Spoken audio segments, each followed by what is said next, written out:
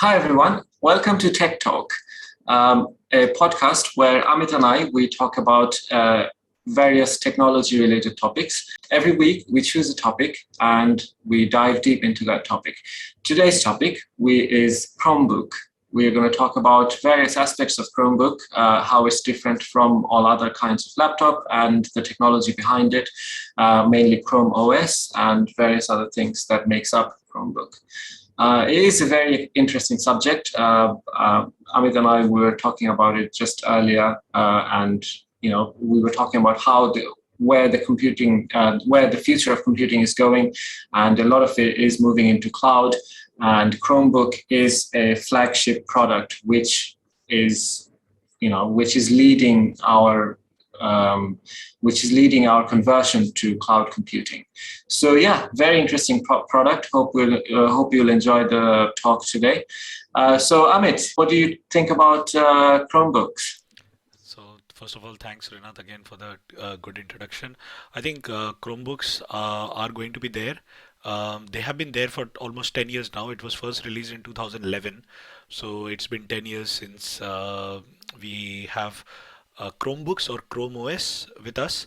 So Chromebooks are nothing but devices that run Chrome OS.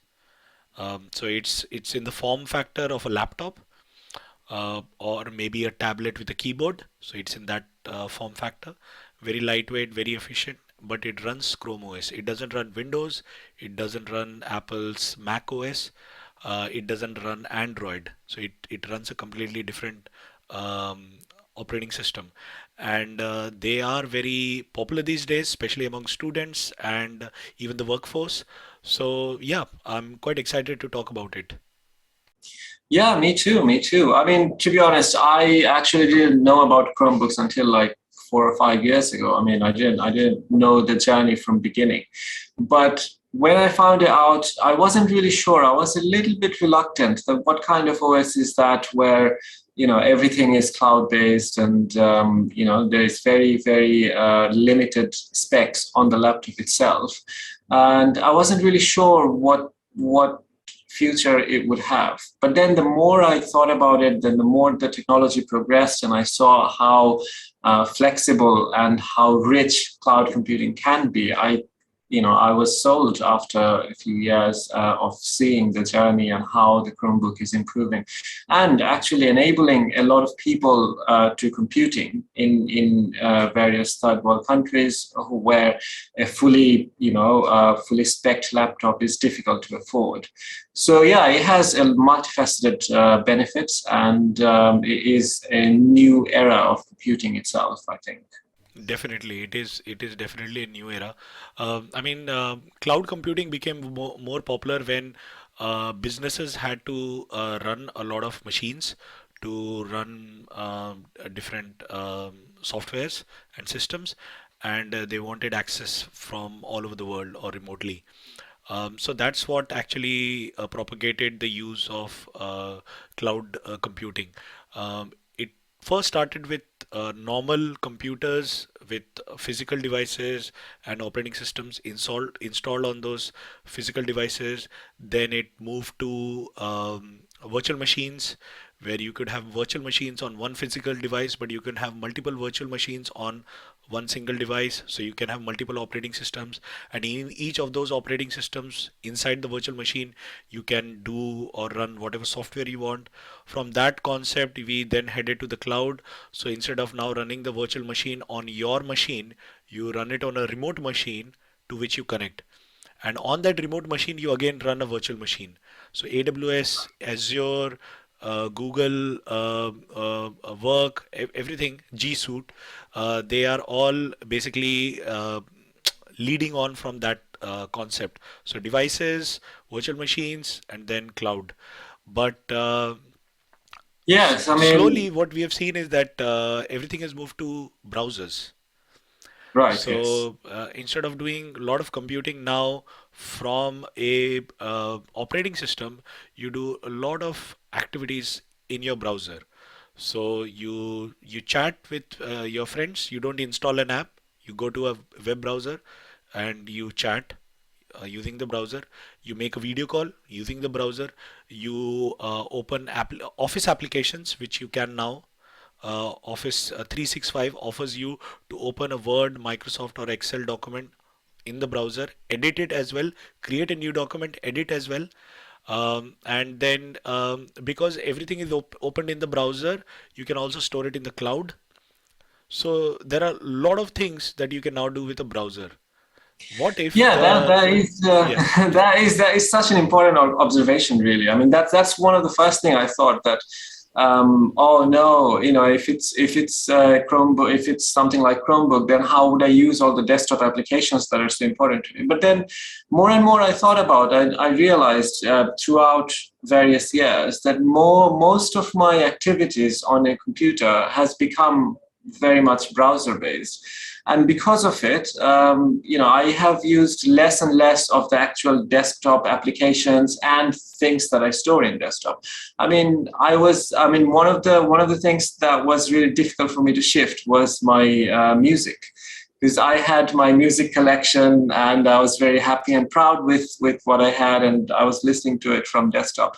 And then I tried to fight it. I tried to not go to Spotify or Apple Music, but they have such a vast collection, and all the new music are coming in there, and how would I get the new collection without purchasing it and things like that. So most of the work that we do nowadays have become browser based, and the things that we don't do can now is now possible to do it on a browser. So if all of our activities are on a browser, then why not on Chrome browser, which is actually one of the most popular browser anyway. And Chromebook enables all of that in one single laptop solution, which is actually pretty nifty.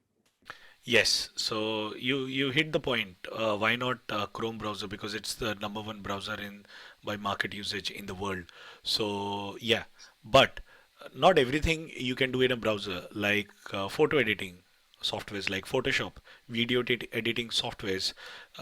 So you can't run those from a browser. Well, to be honest, nowadays you can. I mean, maybe the really like high spec requirement, like really like where you need a lot of Like a support 4K of graphics video or a card. 8K video, each Yeah, that second you is about a probably GB. yeah, that you probably can't do on a browser. But if there are websites where you can just literally upload a photo, edit it, and then get your results True. straight away, and video as well. I mean, this could be another topic, but I was looking at another website where there is an AI which will you give it a transcript, and it will show it will create a video where a AI generated human is speaking the text you just provided it. So yeah, I mean, even that kind of work is also going on It on will, on browser. yes. There is, if you've heard of cloud gaming, so that's also now quite popular. Google Yes, Stadia is there. Microsoft has one offering, and some of the other players are also working on it.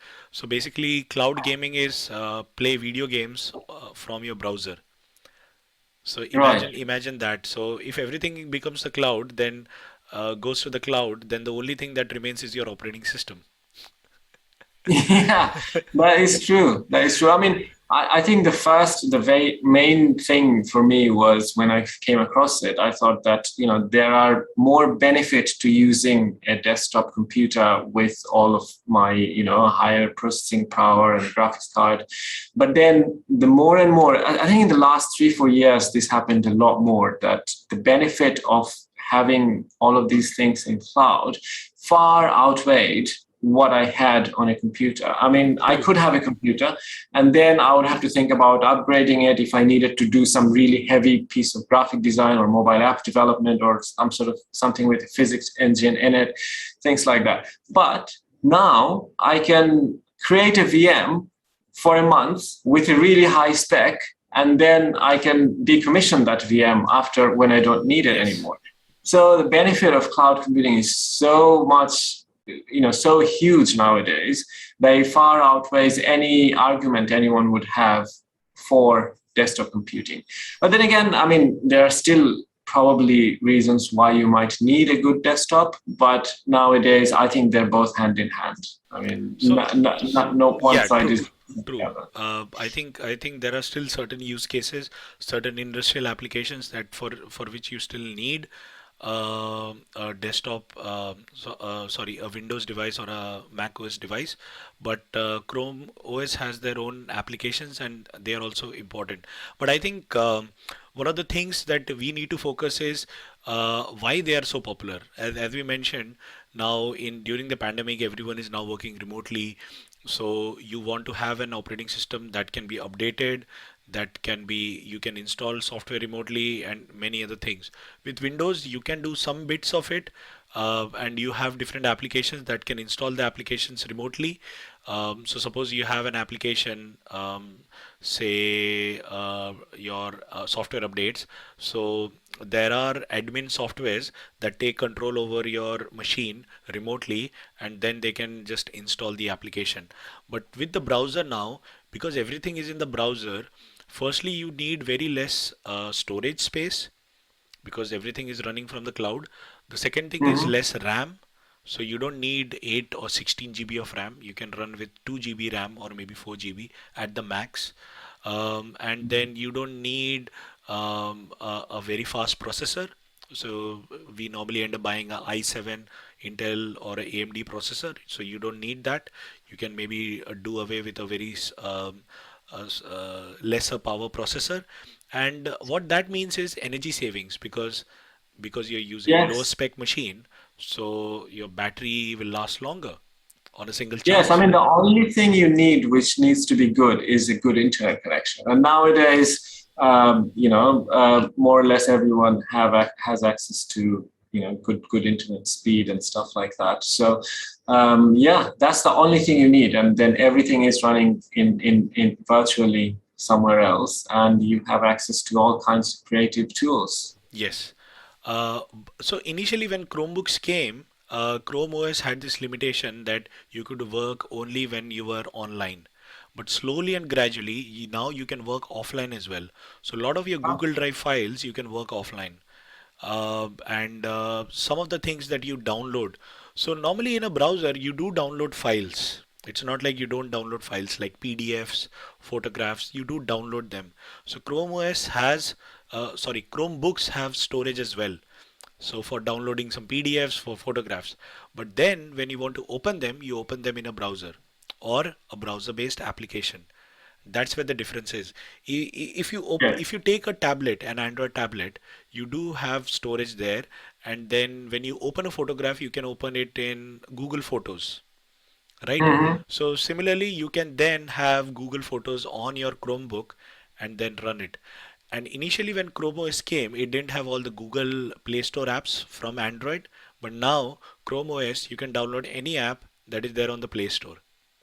That's one of the things I was thinking as well. That yeah, Play Store has a large collection of different apps, but this is where probably there is still a little bit of journey or a little bit of path to go for Chromebooks because Windows just have like such large history of different software programmers developing various desktop applications Yes. for I don't know since 1995 or even earlier.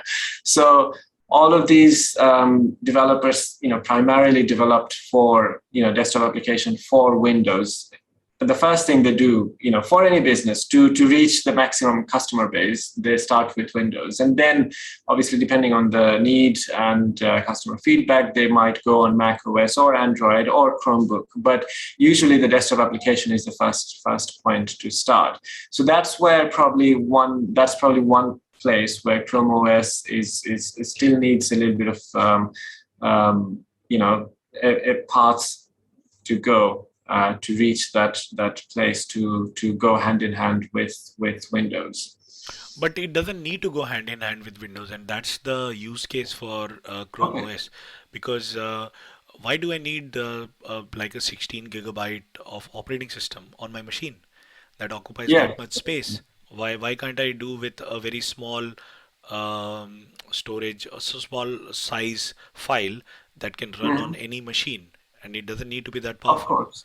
Yeah. Right. Okay. So, I mean, what would happen in this case? For example, if I want to use a particular desktop application that was only developed for Windows, I can't use that in Chrome, can I? You can't, but and that's where some of the limitations are. But if you look at most of the applications now, they need some kind of internet access. Hmm. Zoom, we are currently recording this video on Zoom, so that needs internet access. So even though it's a desktop application, it still needs internet access. So maybe you could run Zoom on Chrome OS, and you can run Chrome OS, Zoom That's on Chrome true. OS because it's an Android app.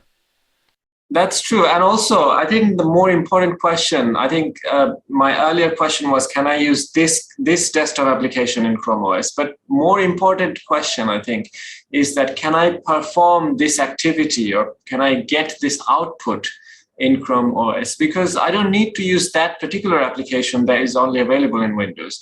There is probably, similar apps in an Android Play Store or in Chromebook that does exactly the same kind of thing. I just need to learn the interface of that new app, and that's a completely different question than, oh, I absolutely need to have this application, because that's actually hindering productivity to begin with. You should be adaptable to learning new softwares anyway. So So yeah.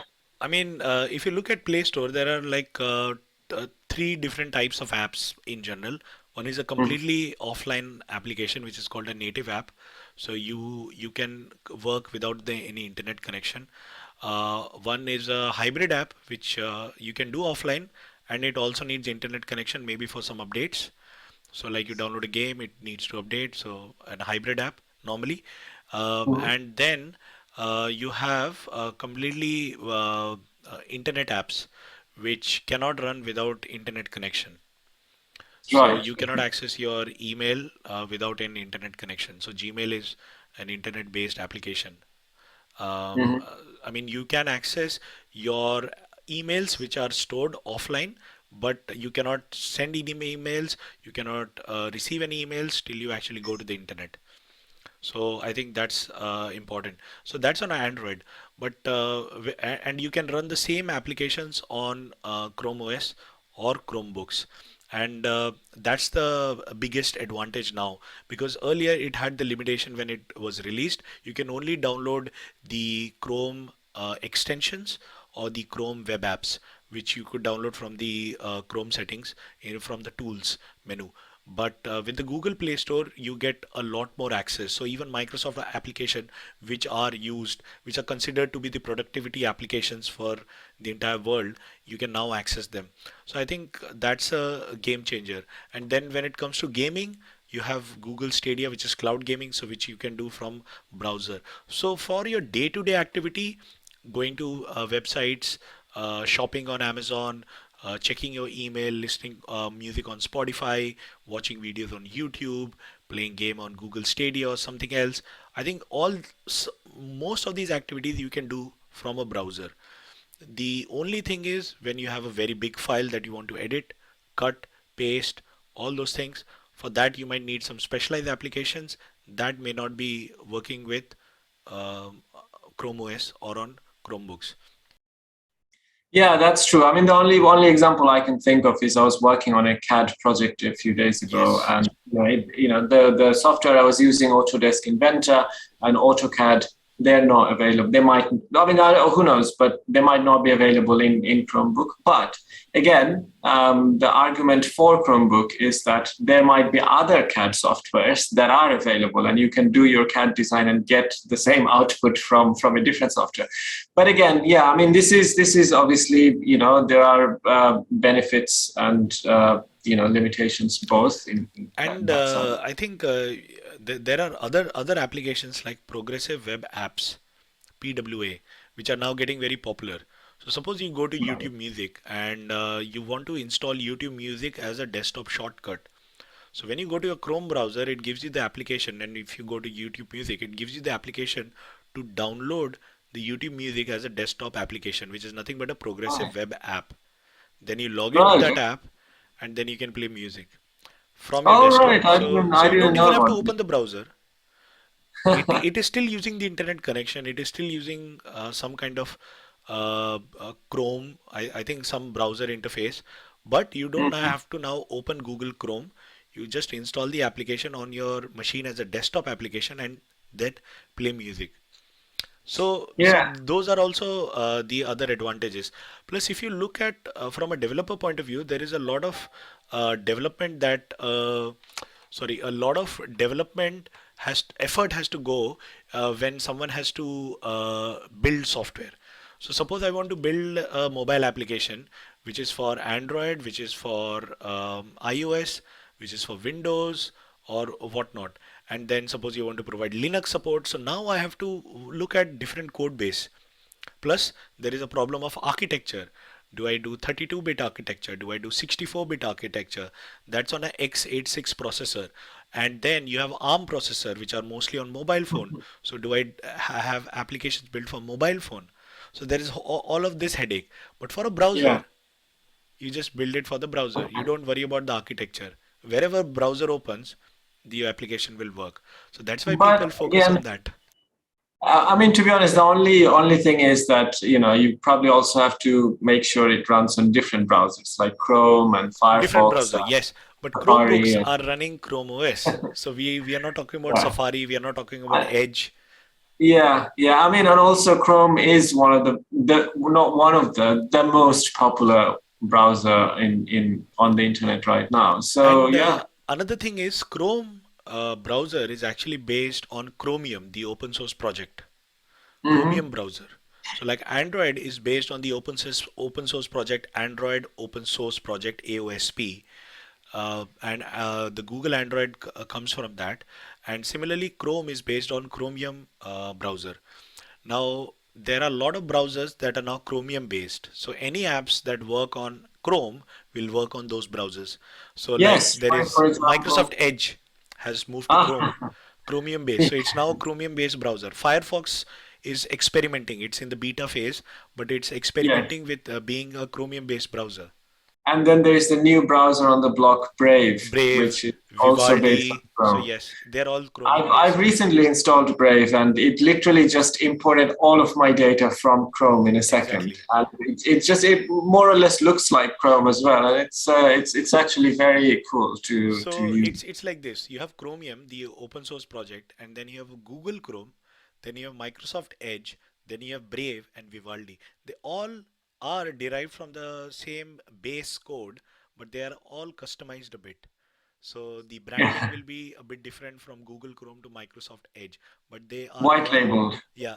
So it's like, yeah. So it's a project like that. So now you have a Chromium browser. So any apps that work on one browser will work on the other browsers as well. So you don't have to worry about compatibility, which is again a big issue. So that's why browsers are becoming more popular, because if something runs on a browser, then you don't care about what's the operating system. So here's a thought. I mean, as we're talking, I'm also thinking what could be a limitation for Chromebooks or for this new concept of technology. And I'm thinking one of the things that we always need to think about is security and privacy, right? And the fact that everything is in cloud, suddenly rings alarm bells that what about security? But then again, knowing as much as I know about cloud computing, I also know that security shouldn't really be an issue nowadays with everything being encrypted, all of the connection. And, nowadays, AWS, Azure, they all provide state-of-the-art security and privacy, as much as, the latest advancement in these areas, you are getting them in cloud. In fact, you could argue that your data is probably more secure when it's in their hands, and also not just secure, and also the not just security in terms of someone will hack it, but also security in terms of that it's not going to get destroyed. I mean, you have your hard drive, and if maybe you have an offline backup that you do every month or every 3 months, but they have a backup every second. Maybe they have like a running live backup on all of their cloud storage. So even in terms of getting destroyed, your data getting destroyed, even there you get more security in cloud computing. The only thing I can think of is for businesses, who have for certain legal reasons that they can't have their data stored in a certain country's storage system. Say, for example, a UK-based company who are dealing with, say, for example, private UK government data or things like something very sensitive, and they don't want that data to be stored in a data center, for example, say in US or in another country, and that's when it might be there might be some sort of difficulty or some sort of restriction or limitation to achieve that. Apart from that, for an individual, I can't think of any issue with security or privacy in cloud computing. I mean, what do you think? I'm actually trying to go against it. I'm trying to find reasons why someone wouldn't use cloud computing, and I can't. And that's the only thing I could come up with. But No, yeah, so yes, see, security is a big thing. When it comes to Windows applications, you keep, not applications, Windows operating system, you keep hearing about these viruses and these other things that can infect Windows machines crash. So yeah, there's a lot of problems. And when operating systems crash, you can lose data which you're working on. But of course, with Chrome OS, everything is in the cloud. So whatever you're dealing with, it's being from your browser, so it gets saved automatically. But bear in mind, cloud computing, they say it's secure, but it's only secure if it's configured securely. So whenever, so yes. so so suppose I have to set up an Azure environment or I have to set up a AWS environment. Then when I'm setting up the environment, I have to make sure that I make it secure. I put the right firewalls, I configure the right stuff, the DNS, etc. And then that cloud computing environment is safe. If I have to use Google Drive or Gmail, just as a consumer, I don't have to configure anything, then yes, using Google application, very secure. You don't have to worry about any hackers. As long as you don't share your passwords, you don't repeat your passwords, you have two-factor authentication enabled, it is very, very difficult for someone to hack into your Google account. Yes, and yes, and absolutely. because you are running a lot of Google applications from the Chrome browser, like YouTube, Google Play Store, Google Stadia, Gmail, Google Drive applications, then all those applications and your data on it are pretty secure. The only time that it can be a problem is, suppose you go to a website which is not secure, which doesn't have HTTPS certificate. So Google now will give you a warning. If the website doesn't have a HTTPS protocol in front of it, then Google will give you a warning, and that means you should be very careful when you're dealing with it, because it could be a fake website. Plus, you have to be careful when you're downloading attachments from emails. So, of course, there is always that security risk. No matter how secure a system is, you fall into this phishing attacks. Yes, I think in these situations the responsibility falls into the user. I mean, they have to know how to Exactly. configure it, and also they have to make sure they follow the good password etiquette. All the things that you mentioned, etc. So yeah, that's those are. I mean, these are very much doable, and nowadays most of us are computer literate anyway, and we know how to sort of navigate ourselves within the realms of internet. So No, yeah. but here, Rinath, I want to counter argue. Not everyone is computer literate nowadays, especially the elderlies. They are born Yes. in a generation where they were not used to devices. So for them to be comfortable with using these devices, it takes a bit of time and effort from their end. And they That's can true. understand all the concepts, but then it has to be very simple and easy for them. Otherwise, it's very difficult. That's why I just had a chat with my company's IT guy, and they said that Apple devices are generally idiot-proof devices. Right. Okay. So with Android, you need a lot of customization, but with iPhones, you do need less customization. It just works out of the box. So it's Right. Right. mostly, Yes. that's why a lot of elderlies use iPhone. Of course, iPhones are very expensive, so not everyone can afford. So that's why in developing worlds like India, China, no, not China. China is almost there as a developed country. Say Pakistan, Bangladesh, we are developing nations, so that's where Android devices are more popular because they are much cheaper. So we have to always be careful. Like, okay, is everyone computer literate. So we cannot take that as make that assumption. Yeah, that is true. Yeah, that was a mistake on my part. Yeah, absolutely, you're right. And to be honest, if you also notice, a lot of the scam attacks are where the victims are actually elderlies who are Exactly. often no understanding what is actually going on, and it's actually very very sad to to sort of know about this as well. They're they've worked their whole life and they have their pension that they just got, and then they're being scammed for over the internet for not knowing some of the things that we know. So yeah, it is absolutely important that that kind of security, or as you said, the idiot proofing is it's probably the job for a good UI designer, and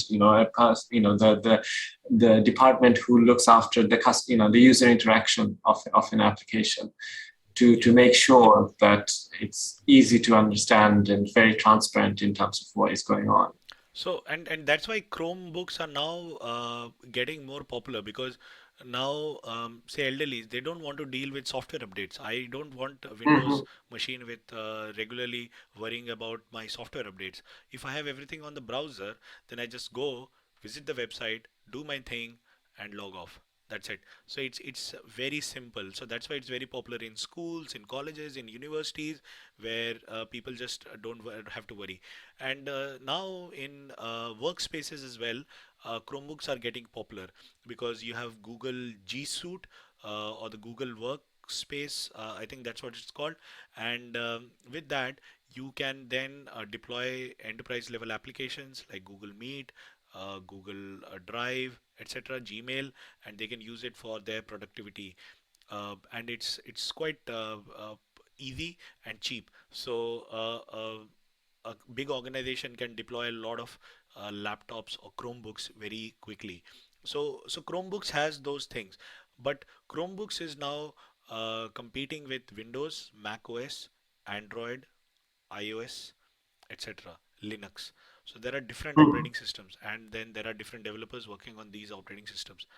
Microsoft makes only one operating system, Windows. Apple makes Mhm. two operating systems, Mac OS and iOS. iOS is for Ah, the mobile devices, and Mac OS is for the personal computers or the desktops. Now, Apple is working towards M1 chips. So, because of the architecture difference between the desktop and the mobile, so if you have a chip that works for both mobile as well as desktop, then you can write the same application once and it will work right. on smartphone as well as the desktop. Windows, Nice. Microsoft is moving from Windows to Windows 365. So where you get a subscription based Windows solution. So you don't have to Mhm. install Windows. You use Windows as a cloud operating system. Google Right, right. has two operating systems, Android and Chrome OS. So they have to maintain two different versions of source codes. Now they are trying to see if they, and plus they have different devices. So Android works on smartphones, on tablets. Then you have the Chromecast devices. Then you have the Nest devices, the thermostat, the Nest hubs, the Google Nest Hello apps, the doorbell, and then you have Chrome OS, which is Chromebooks. So you have all these devices, and you have two operating systems. What if you can make one operating system? So Google is trying towards going towards that, and the operating system that they're working towards is called Fuchsia. So Fuchsia Ah, is basically the name of a plant, and that's the new operating system, and that's trying to combine Chrome OS and Android. So in one of the right. future releases, we will see one operating system. So developers have to write operate the application once, and they then can run it on multiple devices. And it's mostly towards IoT devices. So I think Fuchsia has already released on one of the Nest devices. So that's their playground. So that's where the early beta version has been released. But Right. with the other Chromebooks and mobile phone, I think it will be released subsequently. And with that, they are also moving from. So there are, I think, two key concepts. One is writing their own Linux kernel, and the other is going with their own programming language. So they are slowly moving away from Java because of licensing issues from Oracle. So they don't want to use Right. Java anymore. They want to use their own language, and Linux kernel is very monolithic. So in case something crashes in the kernel, then the whole kernel crashes. The operating system will crash. So Google is trying to move towards a microkernel architecture where you have different modules, so you can upgrade, and if one module crashes, it doesn't crash the whole system. So all these concepts are aiming towards the future, but that future is cloud. But it's not just Mm. cloud, it's all the devices that you use. You use a mobile phone, you use a tablet, a laptop, you use IoT devices. What if you could have one operating system that works on all? Yes, absolutely. I mean, I think this is one of the key things for developers, and it is. I can imagine it's very frustrating that you've built an application, you perfected it, you spent time on it, and then you have to do the whole thing Again. all over again for another platform, and then imagine there's another update and you keep having to do an update and the change in all of these different platforms, and it is very tedious and it is frustrating as well. And I think whichever wherever it's easier for the developers, it ultimately ends up being more beneficial for the users as It's well. easy I to mean, maintain as well, right? So yes, you can yes, develop features quicker. So rather than yeah. creating an application for Android, for Chrome OS, then for Windows, so now you have, and then for Nest devices, if you want them to run it on those devices, then you have to build a Mhm. separate application. So if you have a common code base, it's easy. Make one app, it runs everywhere. Yeah, yeah, absolutely. And yeah, that's what I was saying. If you make life easy, if you make developers' life easier, ultimately the users will benefit and it will make their life easier because they will get better updates quickly and better features on their applications that they're using. And also, you have to bear in mind that technology is now everywhere, software is everywhere. Especially after the pandemic, what has happened is we are stuck at home. We are using our laptops and desktops, our smartphones, our tablets, and we are using a lot of electronic devices. We are securing our houses with digital cameras, digital doorbells, and we have these voice control devices. We have Google Home or Alexa at we have smart lights. We have so many things now that are running in our house, which are all controlled by software, and each of those softwares have an operating system. What if you could control Yes. everything? That's what Google is trying to do. It'll reach there, but for now, their experiment is with Chrome OS. And that experiment started in 2011. So 10 years ago, that experiment started, and they had this idea, what if we just need a browser to run everything? Hmm. Yes. No, this is an absolutely game-changing idea, and I am really glad that I know about it. And although I don't own a Chromebook myself, but the idea is so good, and So here it is. Hear me out.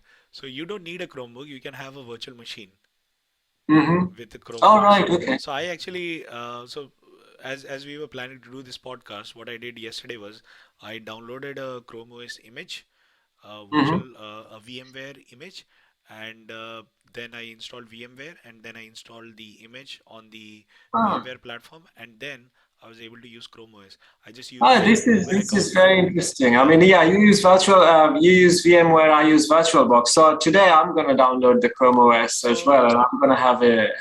so here I is mean, the I catch. have. Here is the catch. Okay, Yeah, go on. it used to work on VirtualBox, but now it works only on VMware.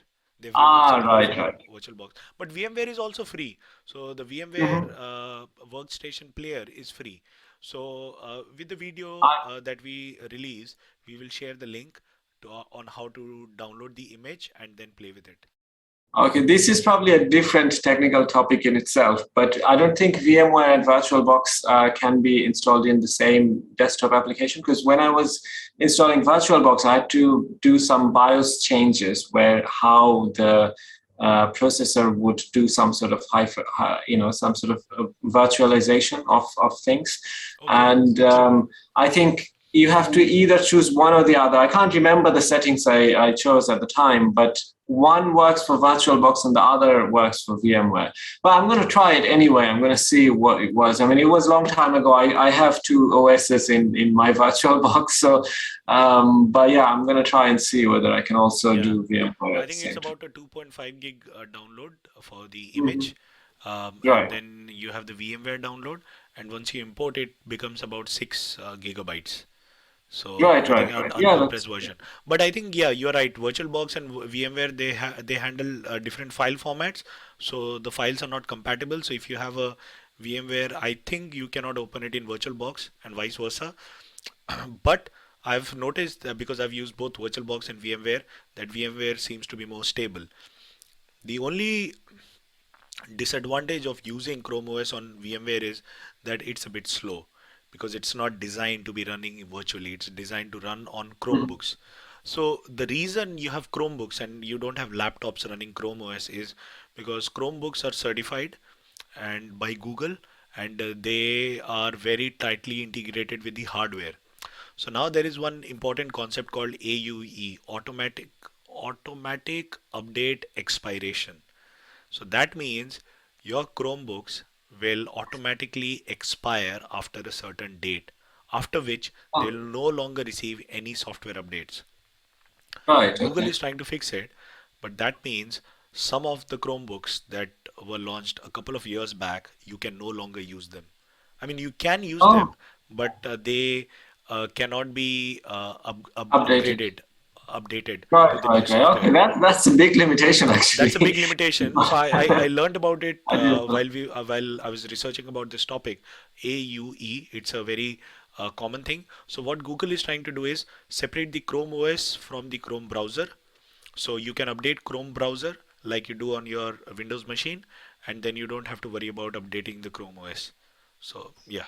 Right, right, right. I mean, there is a solution on the way. So yeah, So that's yeah. temporary limitation. So I Not think whenever we are talking about an operating system, we have to think about okay, firstly login.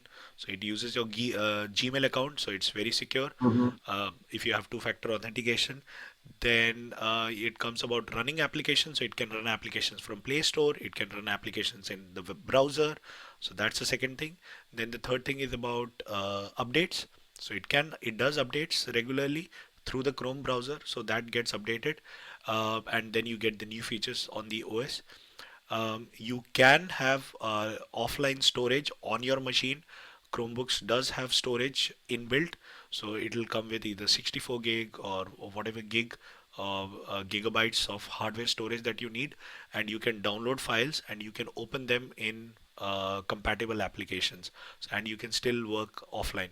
So like you have OneDrive where you can have the file on your local machine and it gets synced to the cloud. Similarly, you have Google Drive where you can sync all the files to the cloud. So it kind of works like that. Um, so yeah, so I think that's where Chromebooks fit. Yeah, no, that is very impressive overall. I mean, the technology is amazing technology, and I think it definitely is a sort of a vehicle which took us from offline based computing to cloud computing, and I'm sure there are more to come in future as well. There will be, But yes. yeah, this was a good conversation. I mean, a lot of the things I actually didn't know, and I've kind of learned from you today. But yeah, no, this was really informative. Yes, I mean, I did a bit of research for this podcast, and yeah, it's a eye opener because till now I wanted to own a Chromebook and see what the fuss is all about, but with the virtual machine image, I think it's really impressive, and I think people need to start experimenting and playing with technology and see what they are most comfortable with. Ideally, for me, I've mostly come down to running Windows and using Android. Those are the two operating systems that I'm most comfortable with. So far, I've not experimented that much with iOS or Mac OS. I have experimented with Linux. Linux, I think, is very good For a low powered machine, it's very lightweight. The operating system doesn't take a lot of space. You can run it on anywhere. We talked about Raspberry Pi. We spoke to the Yes. founder of Raspberry Pi. Raspberry Pi are again Linux based operating systems, so they are again very popular, and they can run on very low power devices, and they can do a normal computing task as well. So yeah, I think the future is quite exciting, and there are a lot of devices, there are a lot of operating systems, and all these companies are trying to solve the problem of how do you maintain software, how do you release updates, how do you make them more secure, and that's what everything is all about. So Chromebooks, I think, to our viewers and listeners, if you haven't tried it, at least try the virtual image. I think that will really give you an idea about how it is and how it works. And then if you like it, then maybe you can buy a Chromebook device. And what we'll do is we'll give you all the links in the description so you can enjoy and read more about it. Yes, yes, absolutely. To the audience, hope you guys are looking forward to the future of this as keenly as we are. And yeah, I mean, definitely do try new technologies. It's fun to try it. I mean, if nothing else, it's fun to know about what else is going on in the world right now. I mean, Chromebook does have a good market share, and it's fun to sort of play about with whatever else is new. So yeah, definitely give it a try and let us know what you think. Any feedback, any sort of insights or thoughts, and we could share it with the rest of our audience. So yeah, definitely get in touch. And as always, if you think of a particular topic that you would like us to cover, do get in touch, and also with any feedback or comments that you have. Thanks a lot, guys, for listening to our podcast, and hope to see you guys again next week. And thank you very much. Thank you, everyone. Bye. Bye.